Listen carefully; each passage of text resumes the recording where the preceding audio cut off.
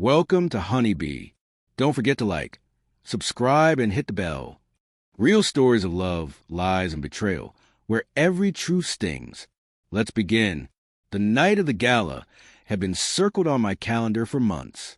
It was supposed to be the kind of evening where everything shimmered, where luxury met prestige, where names were whispered like prayers, and where my wife and I would step into the hall as one of those couples others quietly envied. The invitations were made of heavy ivory paper, embossed with gold, the kind that felt weighty in your hand, reminding you that you were stepping into a world that belonged only to a chosen few. I had spared no expense. A private tailor had prepared my suit, a sleek black tuxedo that clung to my shoulders with perfect precision. For her, I had selected a gown weeks earlier, deep sapphire silk that pooled like liquid midnight, paired with diamond earrings and a necklace that seemed to hold its own light. I wanted her to walk into that room, feeling like royalty. The mansion we lived in had been decorated with soft candlelight and fresh lilies as we left that evening, a reminder of the home I had built for us. I was proud of what I had achieved, proud of the life we shared, and proud that she was by my side. But underneath it all, there was something else gnawing at me, something I had been too blind or too unwilling to face until that night, when the chauffeur opened the door of the limousine. She stepped out first, her heels clicking against the polished stone outside the grand hall. The cameras flashed immediately. Reporters and photographers were already waiting, hungry for images of wealth and beauty. I adjusted my cufflinks and followed, placing my hand gently at her back, the way a husband does when he's both protective and proud. She didn't lean into me. She didn't even acknowledge the gesture. Still, I smiled for the cameras. I whispered her name softly, and she turned her head, flashing a dazzling grin. Not for me, but for the audience watching. It was subtle, but in that moment I felt something tighten inside my chest. We entered the ballroom together, our names announced by a man in a crisp white uniform. The chandeliers sparkled above us, casting golden light across the polished marble floor. A string quartet played from the corner, filling the air with music so delicate it could have been spun from glass. Wealth was everywhere.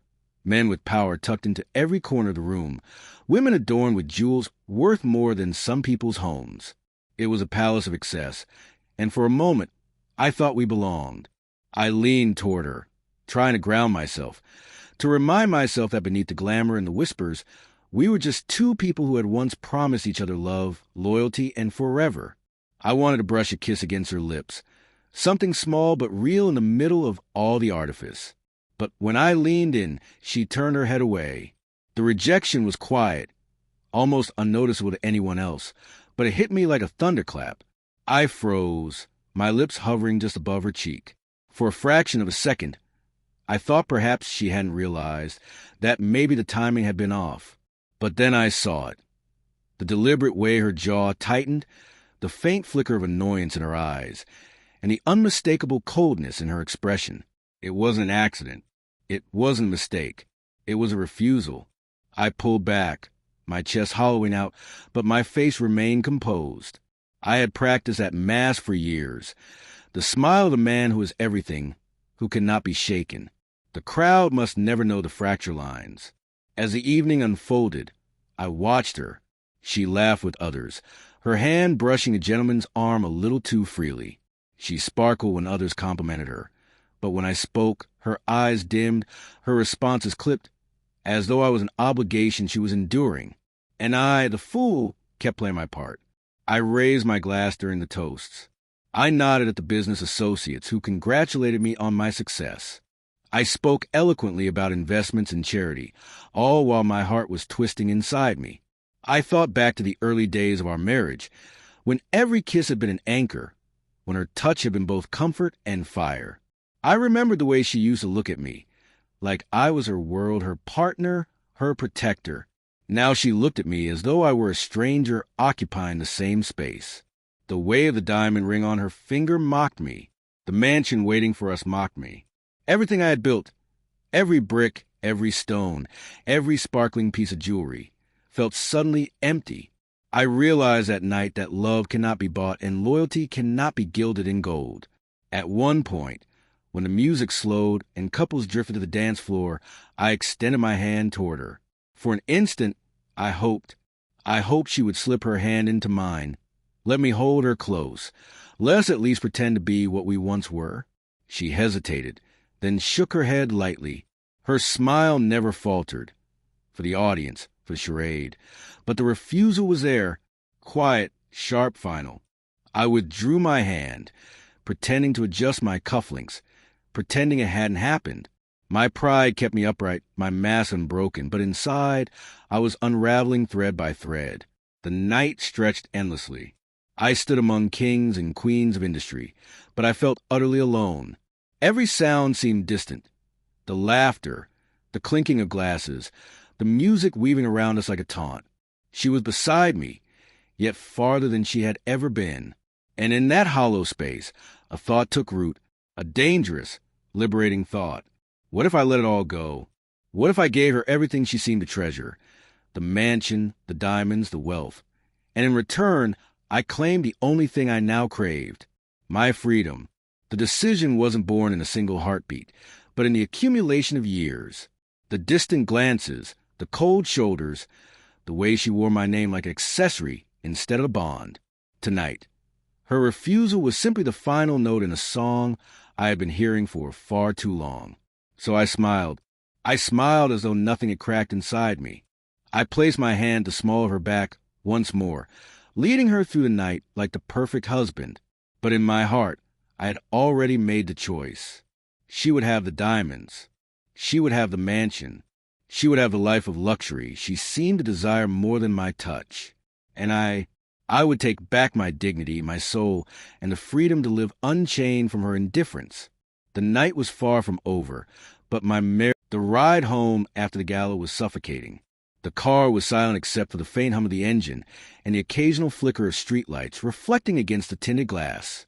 She stared out her window, her face calm, almost serene, as if the night had unfolded exactly the way she had wanted. I, on the other hand, sat with my hands folded, staring down the diamond ring glinting faintly on her finger. The irony burned.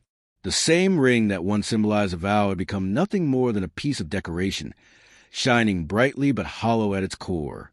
When we reached the mansion, the staff opened the doors and greeted us with polite bows, but even their voices seemed muted, as though the weight of the evening had followed us back into the marble halls. She walked ahead of me without a word, her heels echoing against the floor, disappearing up the grand staircase as if I were invisible. I stood in the foyer for a long while, staring at the sweeping chandelier overhead, trying to piece together how I had gotten here. Once, this house had been a dream. I had designed it to be a sanctuary, a place where love and laughter could echo through every corridor. Now it felt like a museum, filled with priceless artifacts that no longer held meaning. I drifted into the study, poured myself a glass of whiskey, and sat in silence. The burn of the drink was sharp, but it didn't numb the ache inside. My reflection stared back at me from a window, a man who had built empires, who had given everything, yet stood alone in his own home. I thought about the early days, how we used to talk until dawn, how her laughter filled every quiet space, how her kiss was once the answer to every doubt.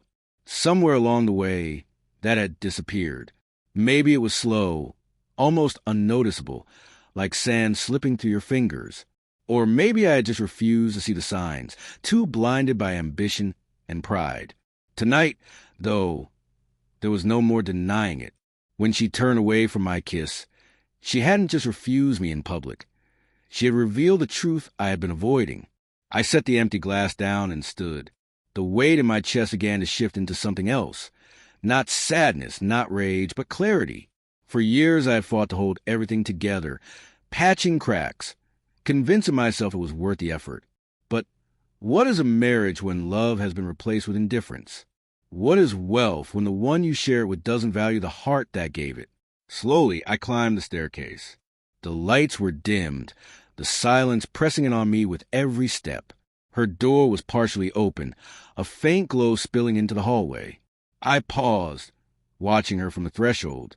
She was seated at the vanity, removing her earrings, her expression calm, almost bored, as though the gala had been another performance she had successfully completed. I stepped inside. She glanced at me briefly in the mirror, then turned her attention back to the jewelry box. "What is it?" she asked, her tone flat, stripped of tenderness. For a moment, I didn't answer. I walked toward her slowly, studying the woman I once believed I would grow old with. She was beautiful, undeniably so, but beauty without warmth is a cold thing. Finally, I spoke, my voice quiet but steady. I wanted tonight to mean something. I wanted us to stand together, not just as appearances for the world, but as partners. When I leaned in and you refused, something ended for me. Her hand stilled, but she didn't turn around. "You're being dramatic," she said softly, almost dismissively. "It was a gala. Do you expect me to cling to you in front of everyone?" I shook my head. It wasn't about the kiss. It was about what it meant. "You've stopped seeing me. I'm just here. The man who pays for the house, the diamonds, the life, but not the man you love." Silence stretched between us, heavy and suffocating. She didn't deny it, and that silence was louder than any words she could have spoken. I slipped my hand into my pocket and pulled out the small velvet box I had carried with me that night.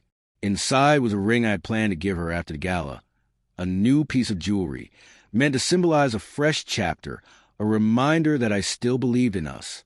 I opened it, set it gently on the vanity beside her, and whispered, "This was supposed to be for you, but I realize now it's wasted."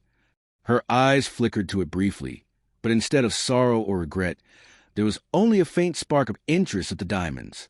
That was the final confirmation I needed. I straightened, my chest feeling lighter than it had in years. "You can keep it all," I said quietly. "The mansion, the cars, the rings, every last piece of it. I don't want to fight. I don't want to argue. I just want out." She turned then, finally meeting my eyes. There was no panic, no desperate plea, just a slight arch of her brow, as if she were curious whether I meant it. And in that moment, I knew she didn't care enough to stop me. I walked to the dresser, pulled off my wedding band, and placed it beside the box. The small metallic sound it made against it echoed like thunder in the quiet room. Then I looked at her one last time, memorizing the face of the woman I had once loved with everything I had, and said, "You have the life you always wanted, and now so do I." I left the room without waiting for a reply. I walked through the halls of the mansion, past the portraits, past the gleaming furniture, past everything I had once been proud of. I stepped outside into the cool night air, the silence of the world around me far more comforting than the silence within those walls. The chauffeur was still waiting by the car. He opened the door, but I shook my head. No, not tonight. I wanted to walk, to feel the ground beneath my feet, to remind myself that freedom didn't come from wealth or luxury, but from reclaiming the pieces of yourself you had given away too freely. As I walked away from the mansion, each step felt like a release. The burden I had carried for years was finally loosening its grip. Behind me stood the life I had built for her, the diamonds, the estate, the endless riches. Ahead of me stretched something unknown, but it was mine. For the first time in a long time, I breathed deeply. The air was cool, crisp, and alive. I didn't know where the path would lead, but I knew it would be free of cold glances and silent refusals. And in that moment, I realized something powerful. Sometimes love is not about holding on. Sometimes love is about letting go, about giving someone the world they crave, even if it means walking away empty-handed. Because in walking away, I wasn't empty at all. I was free,